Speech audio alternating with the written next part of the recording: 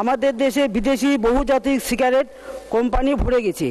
এবারে বাজেটে নিম্ন স্তরের সিগারেটের মূল্য শতকরা মাত্র 50 পয়সা বৃদ্ধি করা হয়েছে, যা খুবই কম।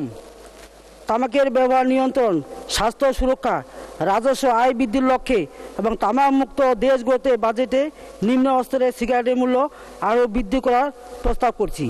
স্বাস্থ্যসেবায় পঞ্চগড় জেলা এখনও অনেক পিছিয়ে। সর্বস্তরের জেলা পঞ্চগড় হওয়ায় বিশেষজ্ঞ কোনো চিকিৎসক পঞ্চগড়ে থাকতে চায় না।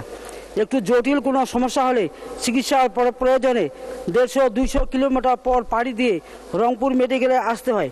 অনেক সময় পথিমধ্যে রুগী মারা যায়। তাই পঞ্চগড়বাসীর